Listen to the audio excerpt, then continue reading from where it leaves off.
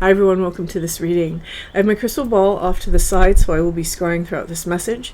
If you're new to my channel, my readings are a little different, and if you're returning, welcome back. You know how we do. If it doesn't resonate with you, if you're forcing the story to fit, arguing with it in any way, just leave it behind for the people who it's meant for. So let's go ahead and get started. Okay. Taking a step aside.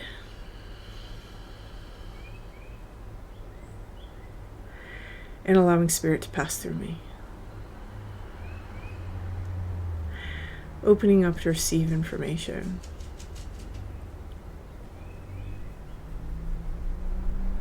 Okay.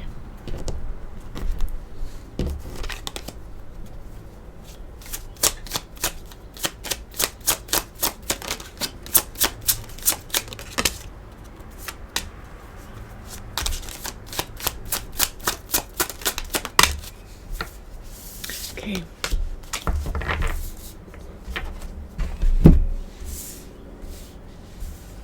Okay, so the first thing that I'm seeing is I'm stepping into the space. I'm seeing this sort of snake. And the snake is winding, and there's like the skin that's shedding off of the snake, but it's stuck. It can't shed this skin completely.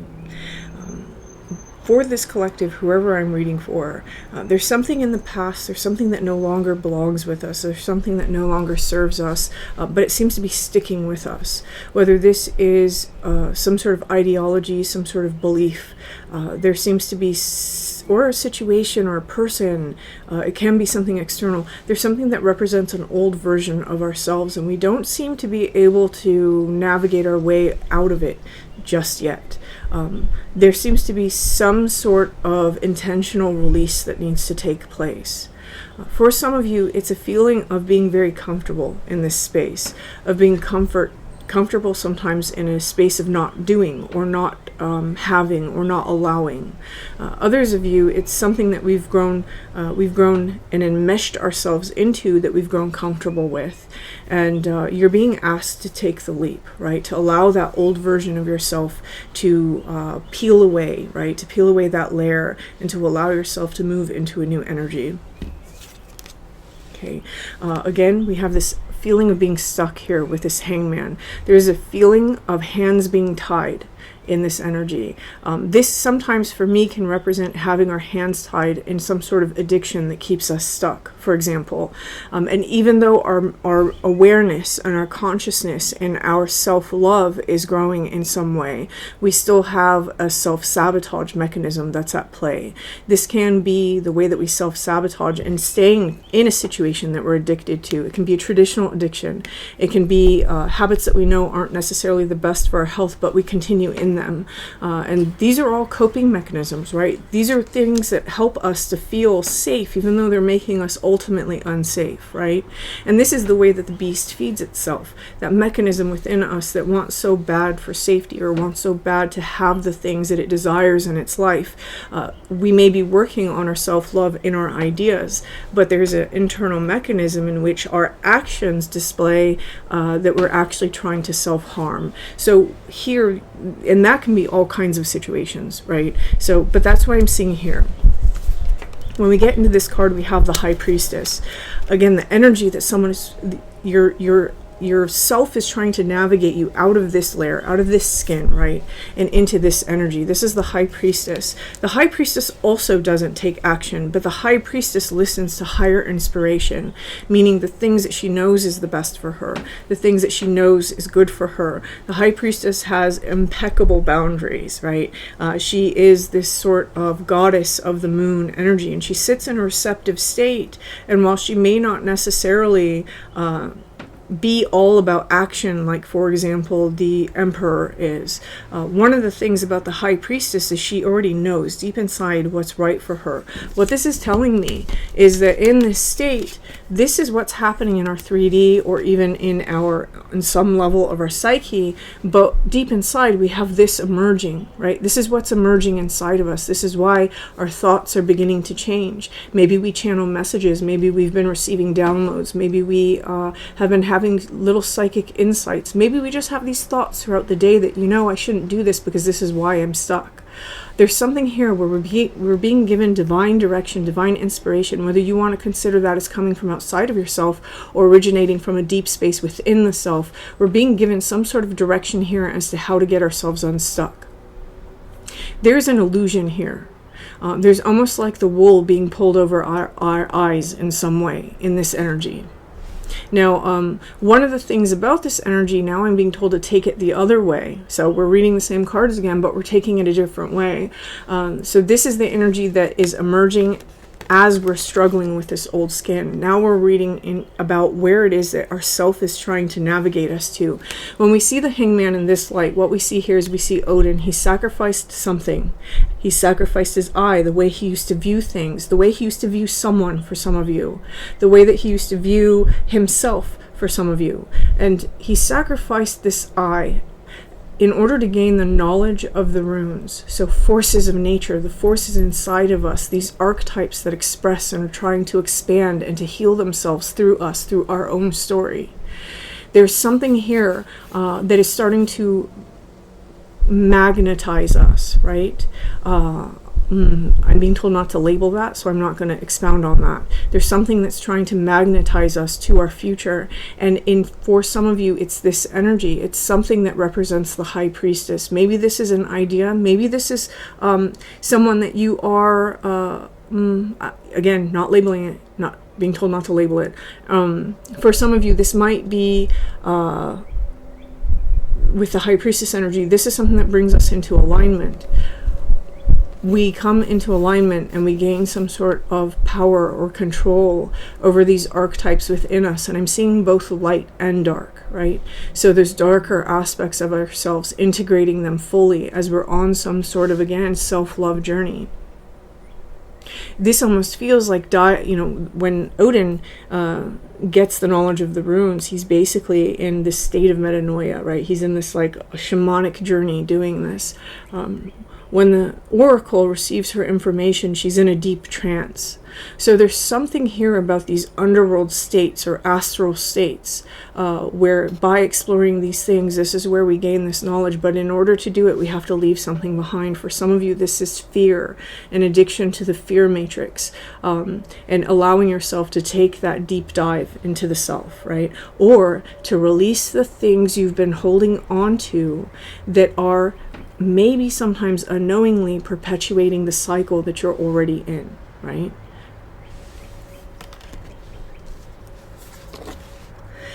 This is the essence of this reading. What we have here is we have the King of Pentacles. The King of Pentacles is the king of creating his external reality, right? When we have the Magician, for example, we have the four suits of the tarot. We have swords for the things that we think, our emotions, our communication. We have the wands for our passions and our willpower, where we direct that will. We have our cup for our emotions and our psychic influences. And then all three of those coalesce and they form the pentacle. And the pentacle is the evidence in the external world. Someone here, you've done a great deal of alchemizing within yourself. Your life and the things that you are enacting inside of your 3D, the things that you're holding onto, the things that you perpetuate in a cyclical motion, these cycles that are interwoven. I have to express this. There's two of Pentacles just popped into my head. Someone here, you have a cycle that you keep holding on to. Again, I'm being brought back to this wool over the eyes, because we have the wool over our eyes in some situation, and you aren't aware that this is what is perpetuating a cycle that you're struggling with. So for whoever that's for, it's like the emotions, the thoughts, the passion, the emotions, the thoughts, the passion, all of that's wrapped up in this thing that we really need to release, and we need to get the wool over our eyes and release the old story, is part of why we're stuck in this cycle. And it's like we can't even see it. Right? With the King of Pentacles, you're being asked to release. Just let go. Let go of the shore that you know, so that you can cross to calmer waters. right? With the King of Pentacles, another thing about him is that he understands how to work his will. He understands how to work his emotions. He understands how to work his intellect and his communications to achieve something. And so this snake releasing the skin, it's like a new version of ourselves is trying to emerge, that's trying to create something within our life, is trying to invest in something, is trying to work on something. Again, there's like this magnetic force that's pulling us this way. Interesting. Okay.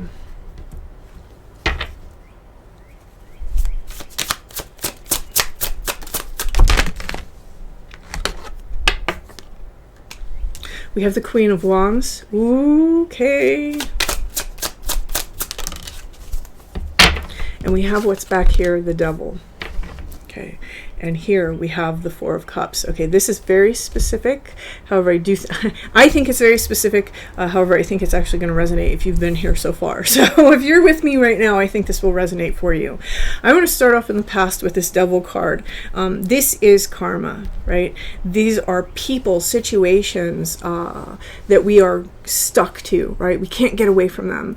A lot of people get stuck in this situation and they label it as their soulmate, their twin flame, or they think, oh, I need this, right? I need this to survive. I need this to feel good. I need this for my pain. I need this for, XYZ list. But that's devil energy, right? Truly healthy energy is never represented by this thing that we just have to be with, that we have to have in our life. That's addiction. That is the hallmark of addiction, right?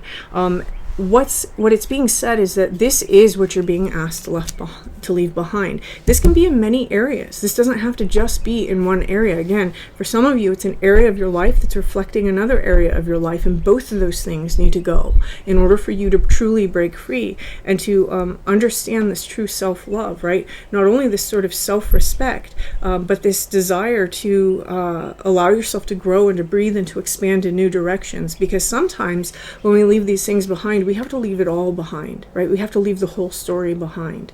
This is because we're trying to grow somewhere else. So what we see here is we see the Four of Cups. There's something about disappointments. There's something involved in this that is causing this disappointing energy. When we have the Four of Cups, sometimes exactly what we're looking for is just right under our nose and we can't see it. It's not clearly depicted in this Four of Cups. If you navigate and go to Google and look up the regular Four of Cups inside the traditional tarot, you'll see what I mean. He's busy looking at 3 cups in front of him, mourning that they're empty, while a 4th cup is being presented by the universe, but he can't even see it, right? He's looking at the wrong cups, in other words. And here what we see is we see this spirit, right? Spirit crow kind of looking at this person like, what are you doing? You have a cup right there. Why are you thinking about the ones that you can't have? So that's a message for somebody here, is that there's this disappointment, this malaise, this boredom, or this not understanding exactly what it is that you have. So a gratitude, maybe. It can be different for everybody, but this seems to be an undertone that's surrounding this energy.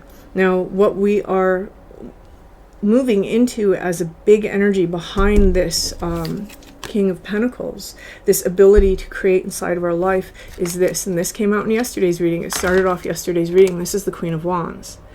So we have this energy happening on a collective level that's reappearing again, that people are learning to step into this director of their will, right? Director of their passions, the appropriate use of their passions, the appropriate use of their will.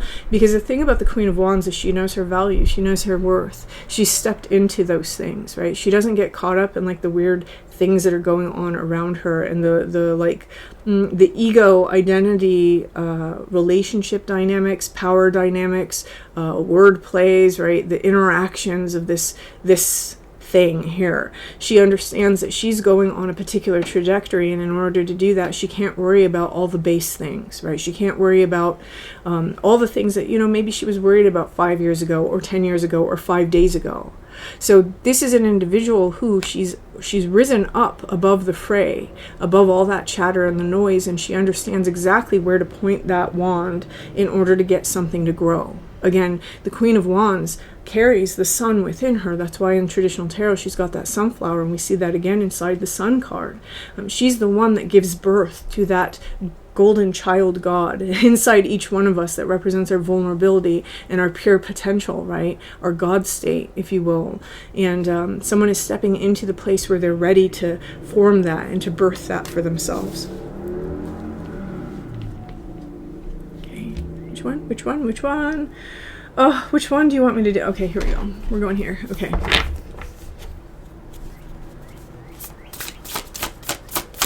3, 1, 2, 3. Oh, I can't make this up. Okay. So the energy behind this is a question, right? It's a question to ask yourself. How teachable are you? This card always reminds me of the Judgment card. There's something that's trying to come back to life inside of your life. Come back to life inside of your life, yes. I had to think about that one. If you look at the Judgment card in the traditional Arthur Waite deck, the middle figure is the child, and straddling the child is the mother and the father, and there's another set of mother, father, child off in the distance, and it's the idea that between the balance of the masculine and feminine energies within us, right? It's not about outside of us. A lot of spirituality is inside within us. If we balance those things within us, we allow the very rising of the thing that the Queen of Wands is trying to gestate, right? That childlike sense of wonder, that ability to show up in the universe without the things that we depend on or we are addicted to or we require to function, right? Whether they're people, places, things, ideas. If you notice, this has it's a flute. This is more of a flute here, and this is reminding me of yesterday's reading how it's like a symphony, and the symphony has just changed its notes, right? It has moved to like a different key, and this is kind of throwing me back into the same sort of energy. So if yesterday resonated for you, I'm sure that this probably did too. Or, I'll link yesterday's reading at the end of this one. The first card that's coming out here is straddling the world. So someone here is between two worlds. Be patient with yourself, right? There is this sort of shedding of the skin, and it's really hard to get that skin off. This reading isn't to say hurry up and do it. It's to say that you have the power, you have the ability to do it. Believe in yourself, right?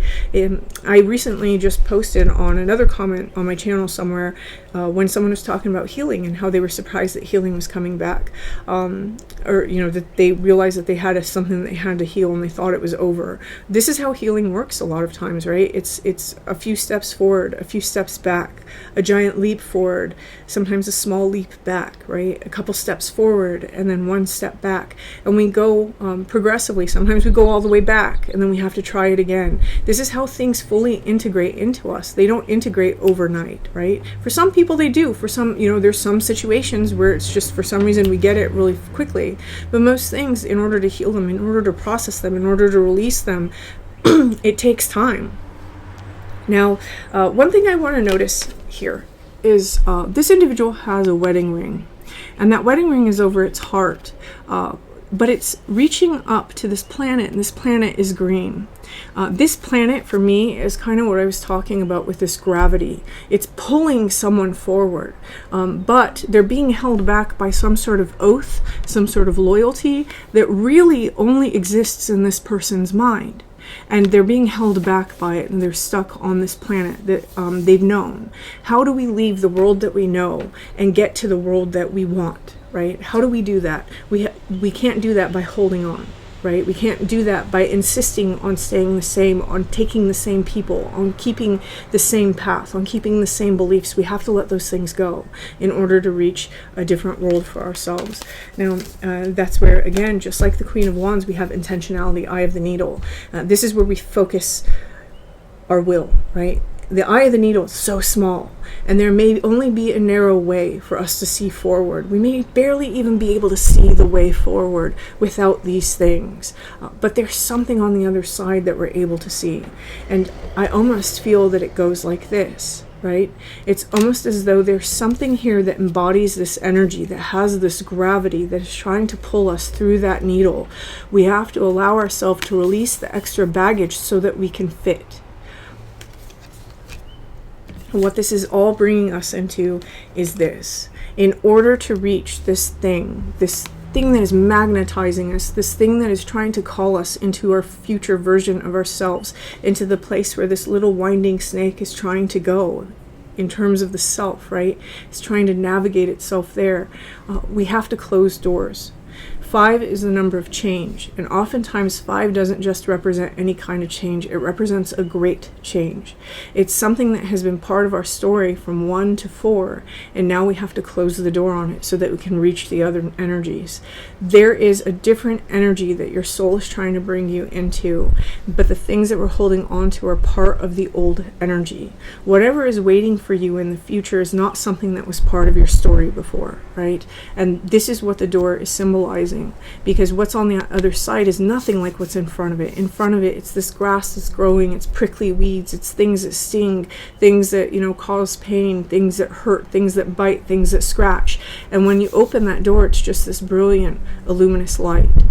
Someone here, this is the message. It's time to close that door. It's time to let go of that old skin, to shed it, to release it, to shed all the things associated with it, to understand what things contributed to that skin and to let those go as well, rather than having some idea or being in love with some sort of belief of importance that we've placed upon those things. It's time to release them. It's time to close that door and to step over to another side.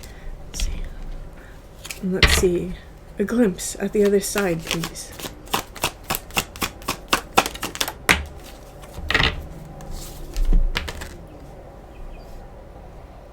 The Singer of Healing.